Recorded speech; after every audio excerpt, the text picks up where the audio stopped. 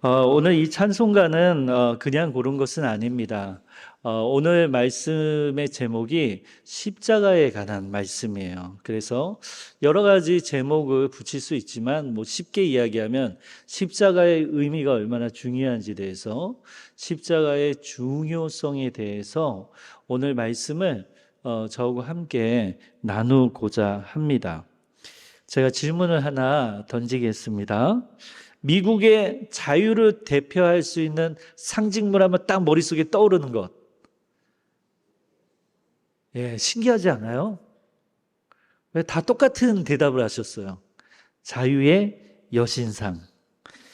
자유의 여신상이라는 이름은 원래 이름은 아니래요. 원래 이름은 세계를 밝히는 자유.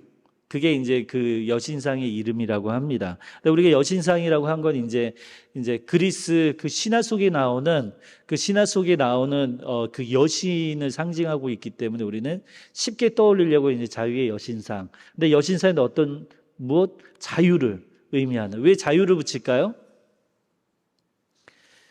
미국이 독립전쟁에서 승리하고 난 후 그 100년의 100주년 기념으로 프랑스가 미국에 선물을 한 겁니다. 그래서 미국에 정말 자유가 있는 그 땅으로 정말 탈바꿈 되기를 또한 기원해 주면서 축하해 주면서 그 여신상을 보낸 거죠. 근데 프랑스에도 있죠, 그게. 그리고 또 한 가지, 지금 상징물을 제가 계속 이야기하고 있는데 또 한 가지 상징. 에펠탑 하면 생각나는 것 있으세요? 에펠탑. 네, 다 있잖아요. 그죠? 에펠탑 하면 생각나는 도시? 파리. 우리 파리 바게트 생각나시는 분 계세요? 에펠탑 하면? 예, 그런 분도 있을지 모르겠는데 대부분 뭘 생각해요? 파리를 생각하죠. 그러면서 파리의 어떤 모습을 생각하죠? 자유와 낭만과 예술이 넘치는 도시를 탁 떠올리잖아요. 예, 우린 그렇게 인식돼 있어요. 근데 실제 파리 가면 어때요? 예, 실제 파리 가시면 보면 막 지저분하잖아요. 사실 가면은. 파리 에펠탑도 가까이 보면은 굉장히 오래돼서 그냥 철조물이죠. 굉장히 높이. 그러니까 그 당시 19세기에 세워졌을 때는 어떤 굉장히 건축물의 혁신적인 어떤 건축물이었어요, 그게. 하지만 오랜 세월이 이제는 지났죠. 제가 이렇게 설교 시작을 하면서 이렇게 이야기한 것은 상징물은 우리에게 어떤 길게 어떤 설명을 하지 않아도 부연 설명을 이건 뭐고 이건 어떤 하지 않아도 딱 뭐 하나를 보면은 그 모든 게 떠오르는 거야. 그 핵심이. 그 상징이 나타내는 그 핵심의 많은 내용들이 한 번에 우리에게 인식되어지는 효과가 있습니다. 그런 효과가 있어요.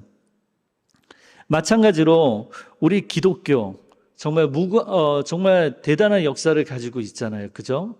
우리 기독교가 하나님 천지 창조로부터도 갈 수 있지만 우리 개신교만 역사를 치자면 어떻습니까? 예수님의 이 땅의 공생의 기간과 그 십자가를 통해서 초대교회가 우리가 생겨났죠. 우리 기독교도 상징이 있죠. 우리 기독교를 대표할 수 있는 상징물 뭐가 생각나세요? 네? 놀랍죠? 똑같은 대답을 하셨어요. 뭐예요? 양이라고 하신 분은 아무도 없었어요. 어린 양이라고 하신 분은 아무도 없었어요. 목사님, 떡과 포도주요 하신 분은 아무도 없었어요. 비둘기요 아무도 없었어요. 모두 다 대답이 뭐였어요? 십자가. 오늘 그 이야기를 하려고 하는 거예요. 사실 우리 기독교에는 상징물로 십자가로만 사용되어지지는 않았어요. 초대교회들 초기 때에 보면은 물고기, 양, 그리고 빵과 포도주, 그리고 비둘기 깃털과 같은 상징물을 사용했었습니다. 그런데 왜 이런 상징들 중에서 십자가가 유독 기독교의 핵심으로 오늘날 우리에게 인식되어지게 되었을까? 왜 그럴까? 그것이 마치 성경 66권 캐논을 정하는 과정처럼 여러 회의를 거쳐서 여러 회의를 종교 회의를 거쳐서 확정한 것일까? 우리 기독교를 나타내는 상징물을 하나 정해 봅시다.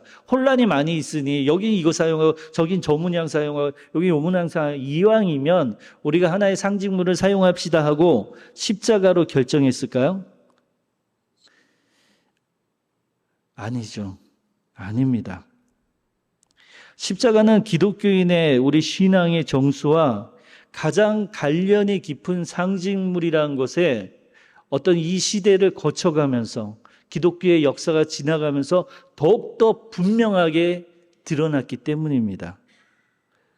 오랫동안 우리 기독교의 숭고한 역사 속에서 모든 그리스도인들을 통하여서 십자가가 기독교의 가장 중요한 상징물이라는 것이 인정받았기 때문입니다. 누가 정한 게 아니에요. 그런데 그 십자가라는 그 중요성 오늘 설교하려고 하는 이유가 있어요. 그것은 우리가 오늘 살고 있는 이 시대와 관련이 있습니다. 오늘날 우리가 살고 있는 시대를 탈기독교 문화 시대라고 그래요. 무슨 문화 시대요? 예. 설교 강대상에서 맨날 뭐 처음 듣는 말을 하거나 어려운 말 하죠. 뭐 예전에 막 UAG 막 이야기했다가 포스트 모더니즘 시대라고 막 이야기했다가 이제는 탈기독교 문화 시대라고 이야기하고 있네요. 그게 뭐냐면 탈은 벗어난다라는 거죠. 무엇에게서 벗어나요? 기독교의 영향력에게서 유럽 역사의 중심을 통하여서 이 문명이 계몽운동과 여러 발전 산업 문명을 이루면서 아시아권에 이르기까지 그것도 아시아가 굉장히 야만적이었던 게 아니죠. 아시아만의 동양의 문화를 오리엔탈 문화를 발전시켰죠. 근데 오늘날의 많은 서구의 문화들이 흡수가 되어 있죠. 그죠? 우리 문화 속에서도 동양과 서구의 문화가 그 가운데 기독교가 상당한 역할을 했죠. 그것이 연합되게 하는데 우리 민족만 하더라도 어떻습니까? 이 기독교를 통하여서 미국의 그 문명과 그 발전 가까운 곳을 보면 거기 통해서 우리나라 민족만의 그 문화 가운데 우리 교회가 자리 잡히면서 기독교의 문화가 아주 중심적인 역할을 했어요. 그 중에 하나 뭐 대표적으로 이야기하자면 음악도 기독교의 문화 영향을 상당히 받았죠. 오늘날 우리 한국에서도 외국 유학 가지 않아도 음악을 배우는 친구들은 다 무엇부터 해야 돼요? 기독교 음악을 해야 돼요. 심지어 클래식도 다 마찬가지예요. 그죠? 미술도 마찬가지예요. 미술부터 시작해서 모든 것들이 영향을 받고 있고 심지어 헌법조차도 우리가 자유민주주의 정신에 입각한 이 헌정 질서를 이 나라에 정착시킬 때에 서구의 영향을 받았고요. 그리고 그 가운데 기독교 문화가 있었던 거예요. 그런데 이런 영향력에서 벗어나려고 하는 이 탈기독교 문화는 놀랍게도 아시아에서 시작된 게 아니라 유럽 사회에서부터 시작되기 시작한 거예요. 그리고 미국에 이르기까지 퍼지고 우리나라에까지 상당히 퍼지게 되었습니다. 곧 교회를 의지하지 않아요. 이제 더 이상 교회를 의지하지 않고 그리고 기독교 성경 말씀에 있는 기준을 통하여서 이 사회가 질서 잡히고 이루었던 것을 인정하지 않습니다. 인정하지 않아요. 예를 들어서 가까이 이야기하면 독립운동할 때 3.1절 운동할 때에 대부분이 기독교인이었고 교회가 그 역할을 했다고 하지만 우리 교회 안에서나 이걸 열심히 설교하고 이럴 뿐이지 지금 기독교 문화 바깥 속에 있는 기독교 문화 영향력 속에 없는 사람들은 관심이 없어요. 그것에 대해서. 그래서 이 탈기독교 문화 시대 가운데서는 더욱더 전도하기가 어렵죠. 복음을 직접적으로 가서 사람 붙잡고 전하는 것조차도 어려운 시대가 되었어요. 이게 바로 탈기독교 문화 시대예요. 그래서 이 시대 가운데 과연 십자가가 어떤 상징물로 인식될까요? 우리 성탄절 한번 생각해 보시자고요. 이제는 성탄절 하면 뭐가 생각나죠? 어린 양, 아기 예수님이 생각나신다 한 분. 동방의 빛 반짝이며 마국간 구유가 먼저 생각나신다 한 분. 아니면 딱 성탄절하면 벌써 캐롤부터 생각나신다 한 분. 우리는 아니더라도 적어도 이 탈기독교 문화 영향권에 있는 사람들은 성탄절을 예수님과 결부하지 않습니다. 연결하지 않죠. 선물을 주고받는 날이고 연인들은 특별한 밤을 보내는 날이에요. 그렇게 변질되어졌어요. 마찬가지로 십자가가 우리 성경에 뭐라 나와 있죠? 믿지 않는 자에게는 거리끼는 거라고 그랬죠. 그래서 십자가를 보면 양심에 찔리고 십자가를 보면 괴로워하고 그런데 이 탈기독교 문화 시대 때의 특징이 뭔지 알아요? 예수 믿지 않는 사람이 십자가 목걸이를 하고 다녀요. 창녀가 십자 귀걸이를 하고 다닙니다. 그리고 십자 문양을 변형시켜서 사용하는데 거리낌이 없고, 그리고 십자가의 심미적인 디자인적인 아름다움으로 옷의 도안으로도 사용하고 문신까지 합니다. 문신까지 해요. 그러니까 기독교하고는 전혀 상관없는 상징물로서 십자가를 사용하기 시작했어요. 그리고 심지어 교회 예배당을 짓고 또한 그렇게 할 때 무엇을 빼기 시작했어요? 점점 십자가를 빼기 시작했어요. 우리 탁 세우면 십자가 첨탑 세우잖아요. 저는 십자가 첨탑 많은 거 보면 기분 좋고 행복한데 어떤 분들은 십자가가 너무 많다고, 교회가 너무 많다고 하는 분들이 있는데 많으면 좋죠. 십자가가 많이 보이면 좋죠. 그런데 십자가가 오히려 복음을 전하는 데에 도움이 안 된다고 그래서 십자가를 빼는 교회들이 생겨나기 시작했어요. 그리고 십자가가 우상을 갖다. 그게 우상이다, 우상. 결국에는. 그래서 십자가를 없애는 데도 있어요. 그렇게 되면 점점 어떤 일이 생기느냐. 십자가의 중요한 그 의미에 대해서 잊게 된다는 거죠. 잊게 된다는 거죠. 오늘 아주 힌트 더 이제 말씀 나누고자 하는 것 중에 하나는 이 십자가의 상징물은 너무 중요하다는 거예요. 단순히 보이는 조각되어 있는 십자가를 제가 의미하는 게 아니에요. 우리 마음 안에 분명히 새겨져 있는 이 십자가를 지워서는 안 되는 거예요. 자, 어떤 분이 제가 기도회를 인도할 때 만들고 이전교회에서 저한테 질문을 했어요. 기도가 집중이 안 되고 예수님 만나고 싶었는데 어떻게 해야 합니까? 이렇게 묻는 분이 있었어요. 그때 제가 이렇게 답변을 해드렸죠. 이렇게 답변을 해드렸어요. 마음 안에 십자가를 세우십시오. 그리고 그 십자가 가운데 예수님을 떠올리십시오. 그러니까 십자가는 뭐냐면 예수님을 만나는 장소예요. 시은 자가 뭡니까? 하나님의 언약궤가 단순히 언약의 상징을 거기다 넣어둔 그냥 비밀 상자와 같습니까? 아니잖아요. 하나님을 만나는 자리잖아요. 그죠? 하나님을 만나는 자리죠. 십자가의 의미는 너무나 중요한 거예요. 우리가 길을 잃거나 방황할 때 우리는 십자가를 통해서 나침반과 같이 십자가를 통해서 다시 한번 예수 그리스도께로 돌아갈 수 있는 길을 얻게 돼요. 그런데 십자가의 중요한 의미와 상징을 잊게 되면 내 마음은 완고해져요. 완고한 종교인으로 되면 더 무섭습니다. 왜냐? 자기의 고집대로 하려는 게 더욱더 강화되기 때문에.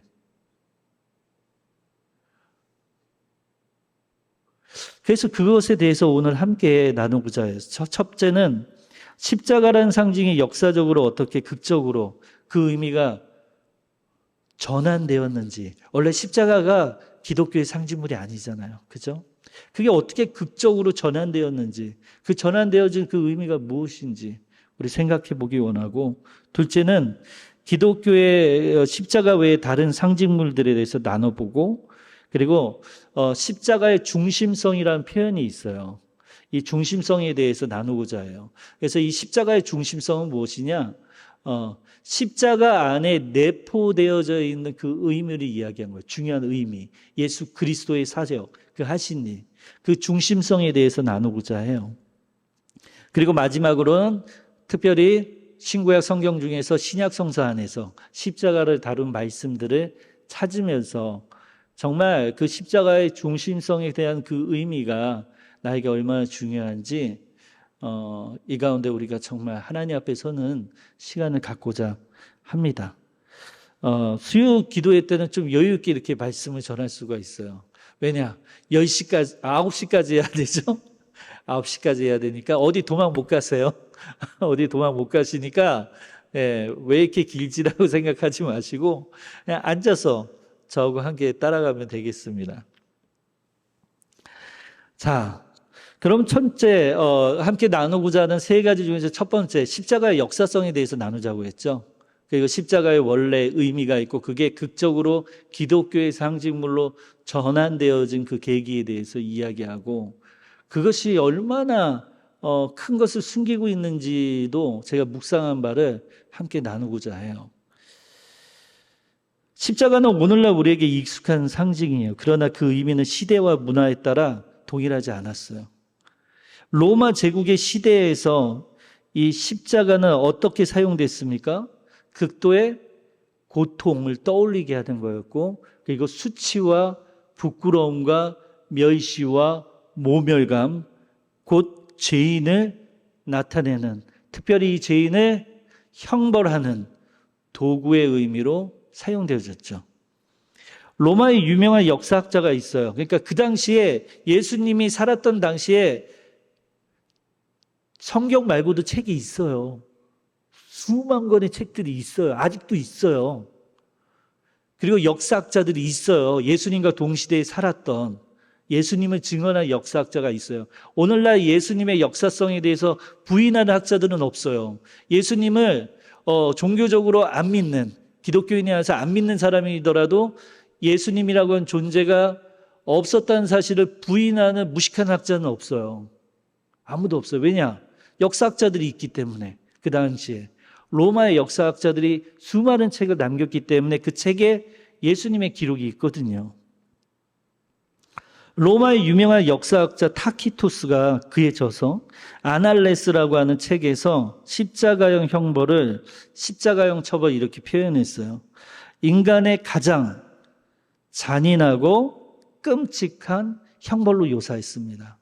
그러니까 오늘날 십자가 계속 목사님들이 설교할 때 정말 그 당시에 끔찍한 형벌이었습니다. 수없이 들으셨죠?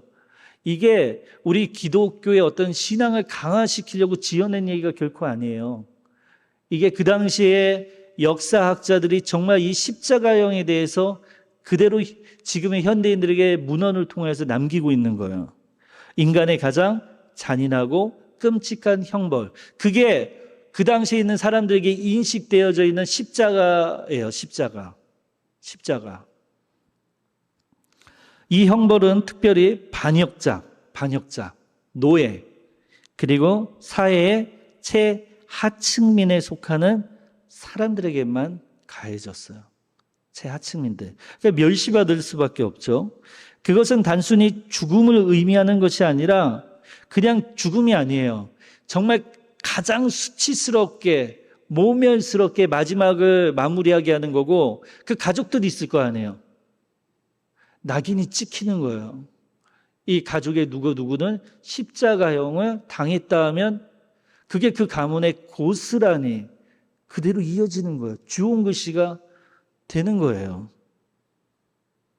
그냥 죽어서 끝나는 게 아니에요. 이런 로마의 문화적 배경 속에서 유대인들은 십자가를 어떻게 인식했을까요? 로마인들은 일단 그렇게 인식을 했다고 타키투스는 기록하고 있어요. 로마의 지배 가운데 있는 유대인들에게 십자가는 어떻게 인식되어졌을까요? 오늘 갈라디아서 3장 13절 같이 읽었죠? 저하고 시작할 때 뭐라고 이야기하고 있죠?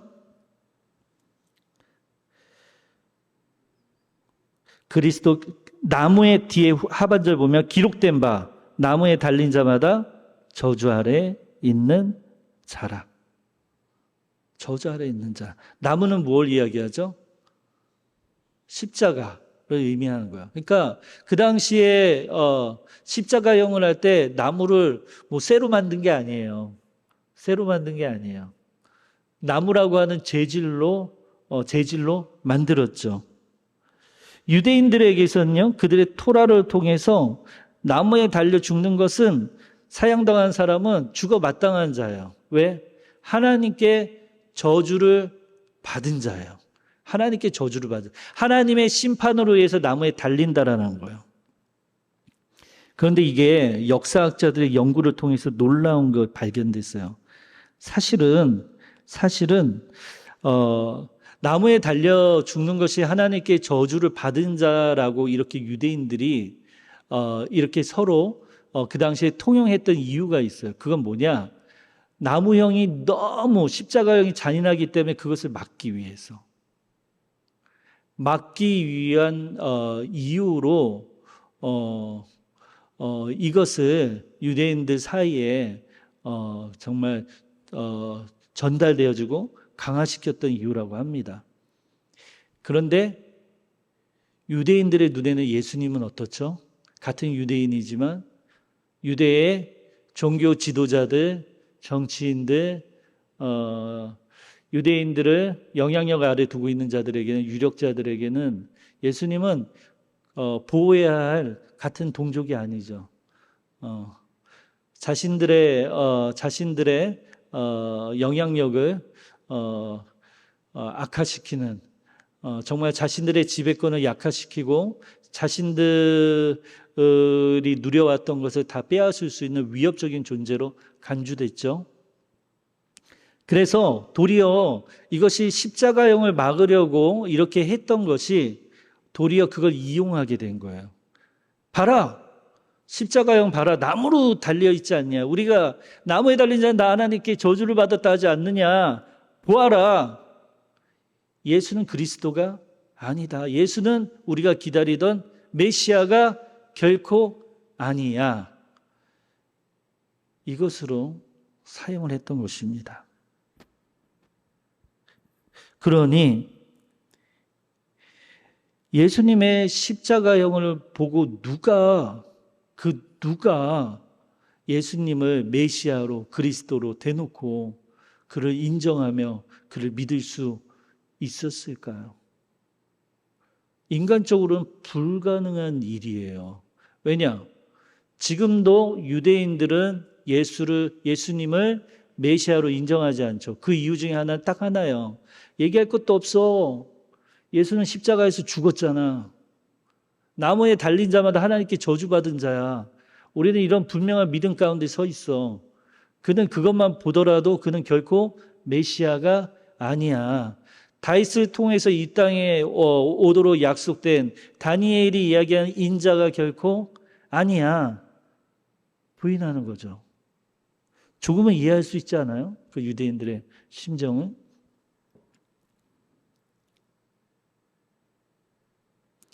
그런 역사적 십자가의 인식을 보면 기독교가 지금까지 남아있는 것은 여러분들이 증인이잖아요.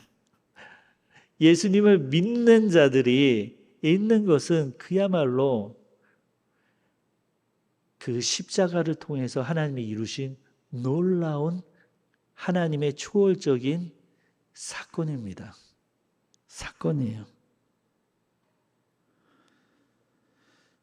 예수님께서 역사적으로 십자가의 그 인식만 보면 기독교가 더 커져나가기 위해서는, 포기하기 위해서는 예수님께서 십자가에서 죽으신 사건을 역사적으로 부인하는 게 유리하지 않을까요? 숨기는 것이 유리하지 않을까요? 그런데 왜 도리어 그 십자가를 숨기지 않고 지금에 이르기까지 교회는, 예수님을 믿는 자들은, 기독교는 그 십자가를 숨기지 않는 겁니까? 왜 숨기지 않는 것입니까?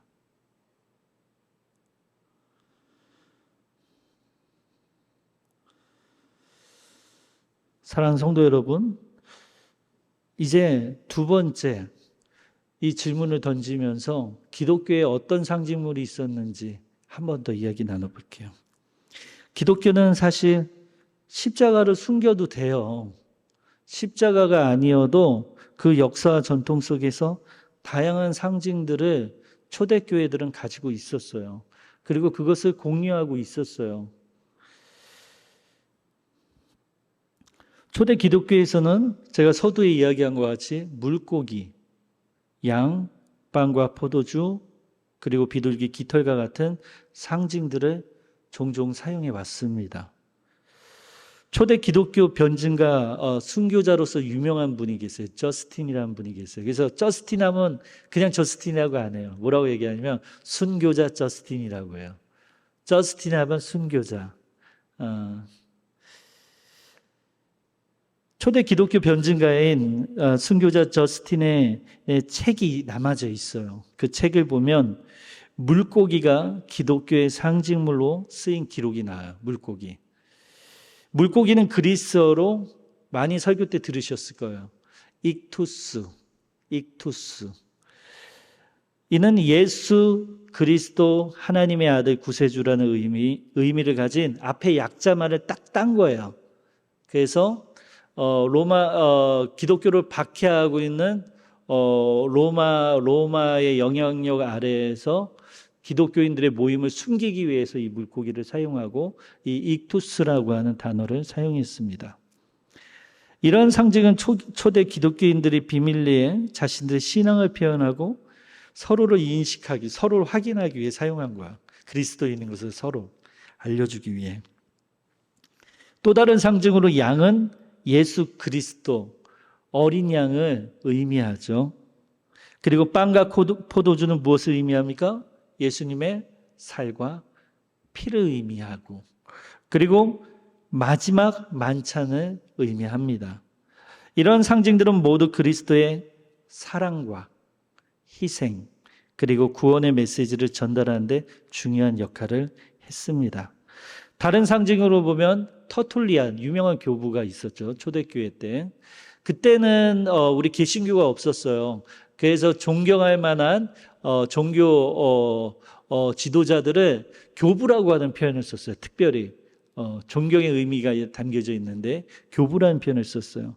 그 당시에 교부 터툴리안의 책을 보면 비둘기의 깃털도 사용한 것을 확인할 수 있어요. 비둘기의 깃털을 사용한 이유가 뭘까요? 성령님의 강림하심, 성령님의 내려오심을 상징하는 것. 그리스도의 부활을 또한 상징하는 의미로 사용했습니다. 이런 많은 상징이 있음에도 기독교에서 십자가는 단 하나의 상징으로 예수 그리스도의 사역에 관한 모든 것을 담을 수 있는 상징은 양 하나만으로도 안 되고 물고기만으로도 안 되고 떡과 포도주만으로도 안 되고 예수님이 이 땅에 오셔서 그 십자가에서 흘리신 그 보혈의 피를 통한 그 대속, 죄의 용서함과 그리고 희생과 사랑과 그 구원을 모두 담을 수 있는 상징은 유일하게 하나라는 것을 신앙 고백하게 되었어요. 그것이 바로 십자가입니다. 제가 오늘 설교를 할 때 가장 큰 도움을 받은 신학자가 있는데 목회자이자 존 스토트예요. 그분이 쓰신 그리스도의 십자가라는 아주 유명한 책이 있습니다. 한 번 봐도 저는 또 까먹더라고요. 이번에 설교 준비하면서 또 보면서 왜 이렇게 또 새로운지, 내가 읽은 책이 맞는지, 제 자신의 기억력이 얼마나 허무한지를 다시 한번 깨닫게 된 계기가 됐어요. 존 스토트는 그리스도의 십자가라는 책에서 십자가의 중심성이라고 하는 표현을 사용하기 시작했어요. 그리고 그 의미에 대해서 이렇게 설명합니다. 십자가는 그리스도의 사랑의 깊이와 넓이와 그의 숭고한 희생의 가치를 모두에게 보여줍니다. 그것은 우리의 죄와 분리로부터의 구원을 상징하며 죄로부터 분리되는, 죄로부터 분리돼서 구원을 이룬 것을 상징하며 그리스도의 부활을 통해 우리에게 주어진 영원한 생명의 그 약속을, 그 소망을 기억나게 합니다. 그런 상징은 십자가뿐입니다. 그것이 바로 십자가의 중심성이고, 존 스토트의 이런 주장을 그 누구도 부인할 수 없었습니다. 그래서 오늘날에도 정말 많은 분들이 고전으로 이 책을 읽고 있어요. 저는 이것을 보면서 묵상을 하면서요, 단순히 지식만 전달하는 시간이 아니잖아요. 이 시간은 이런 질문이 되어졌어요. 하나님, 왜 십자가입니까? 다 이해하겠어요. 예수님의 희생과 예수님의 대속하심과 예수님의 구원과 예수님의 그 놀라운 소망의 약속과 다 알겠습니다. 그런데 근사하게 죽으실 수 있잖아요. 정말 멋지게 죽으실 수 있잖아요. 우리 드라마만 봐도 주인공들이 어떻게 죽어요? 그냥 비참하게 죽는 주인공이 있어요? 조금이라도 막 멋지게 보이려고 연출하잖아요. 영웅들은 다 그렇게 죽잖아요. 그런데 이 시대의 영웅 중에 영웅이신 예수님께서 왜 십자가로, 왜 그 누구도 예수님을 그리스도로 메시아로 바라볼 수 없는 장치인 왜 십자가를 선택하셨습니까? 십자가가 아니라면 더 많은 사람들이 예수님에게 주목할 수 있고 예수님의 복음이 더 널리 퍼질 수 있지 않습니까?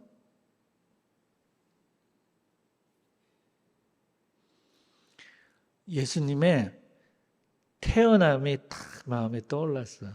그 질문하면서. 주님의 음성이 생생하게 들렸다는 게 아니라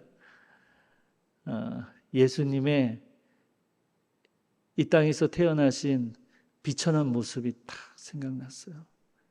맞아요, 하나님. 예수님은요, 나무로 만들어진 보잘것없는 구유에서 태어나셨죠. 아무의 간신도 받지 못한 채 오직 동방박사 3명만이, 오직 하나님만이 그 빛을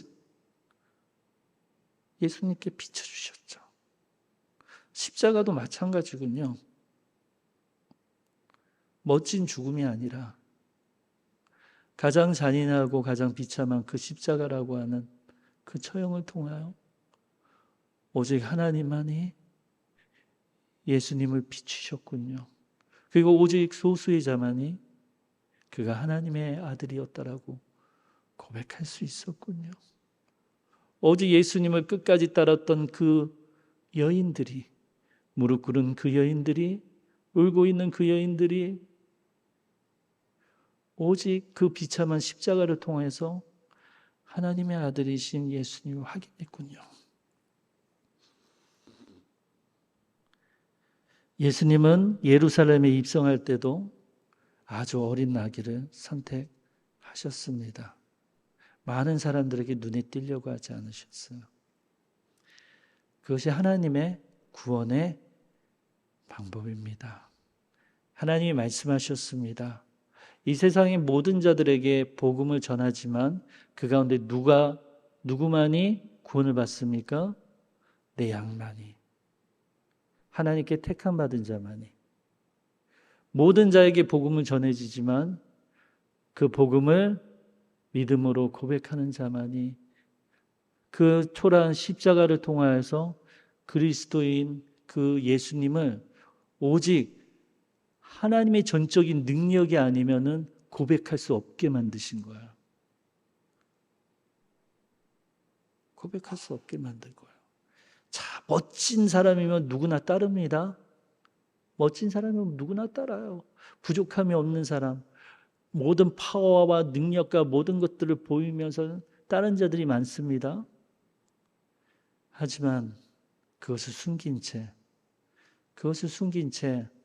이 땅에서 죽음을 맞이했던 그 예수 그리스도 그 십자가, 그것은 세상의 많은 사람들에게는 지금도 가장 비참한 형벌을 상징하고 구원의 능력이 전혀 없는 나무 토막에 지나지 않지만 우리 기독교인들에게서 그 십자가는 결코 그렇지 않습니다. 십자가는 하나님의 능력이 나타나는 것. 예수 그리스도의 보혈과 예수 그리스도의 살과 피가 나와 나누어진 것. 그리고 그 십자가는 내가 비참한 죄인이라는 사실을 더욱더 깨닫게 하는 놀라운 구원의 능력이 있는 십자가입니다. 십자가는 단순히 기독교의 역사적인 중론에 의해서 어떤 지식에 의해서 어떤 연구를 통해서 이 상징물이 하나로 입증되어진 게 아닙니다. 결국 이렇게 되어진 것은 예수 그리스도 십자가를 통하여 참으로 예수 그리스도의 제자를 따르는 자들에 의하여 하나님의 계시된 하나님을 만나고 그 가운데 하나님을 생생히 체험하며 오늘도 그 신앙은 내 목숨과도 같이 귀하게 여기는 자들을 통하여서 그 비밀은 간직되어져 온 것입니다. 그리고 솔직히 말하건대 우리가 기독교의 상징물의 십자가라고 이야기하지만 그 십자가의 능력을 진실로 맛보며 살아가는 기독교인은 얼마나 될까요? 진실로 십자가가 나에게 중요한 의미로서 지금 인식되어지고 살아가고 있는 그리스도인은 몇이나 될까요? 셋째로 이 십자가의 중심성에 나타난 신약 성경의 말씀을 봅시다. 9시에 끝내겠습니다. 로마서 5장 8절의 말씀 같이 읽습니다. 시작. 우리가 아직 죄인 되었을 때 그리스도께서 우리를 위하여 죽으심으로 하나님께서 우리에 대한 자기의 사랑을 확증하셨느니라. 우리는 하나님의 기준에서 완벽하게 죄 없이 살지 못했음에도 불구하고 그리스도는 우리를 위해 자신의 생명을 죽음이라고 하는 십자가라는 표현은 없지만 십자가를 나타내고 있잖아요. 희생하셨습니다. 십자가를 통하여 하나님의 무한한 사랑이 나타나 있어요. 고린도전서 1장 18절의 말씀을 읽습니다. 십자가의 도가 멸망하는 자들에게는 미련한 것이요 구원을 받는 우리에게는 하나님의 능력이라. 이 세상의 지혜와 표준에 따라만 십자가의 상징을 기독교를 대표하는 것으로 사용하는 것에 관해 이해할 수 없는 결정으로 보여지게 합니다. 그것은 초대교회 때나 지금이나 그들에게는 진정 십자가가 걸림돌이 되기 때문입니다. 그러나 그 누구도 십자가의 저주의 상징이 예수님의 죽음으로 인해 구원의 상징으로 극적으로 하나님이 전환시켰다라는 이 비밀을, 이 기적을, 이 능력을 맛보는 자들은 적습니다. 하지만 누구나 그 십자가를 통하여 나아간 자는 이 놀라운 능력을 경험할 수 있습니다. 갈라디아서 6장 14절의 말씀. 그러나 내게는 우리 주 예수 그리스도의 십자가 외에 결코 자랑할 것이 없으니 그리스도로 말미암아 세상이 나를 대하여 십자가에 못 박히고 내가 또한 세상을 대하여 그러하니라.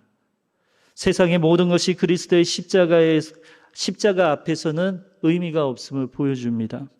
그리스도의 희생은 우리의 모든 죄와 우리의 부족함을 메꿔주는 구원의 능력을 보여주며 그것을 통해 우리는 참된 의미에서 자유함을 비로소 누릴 수 있고 진정한 평안을 얻게 됩니다.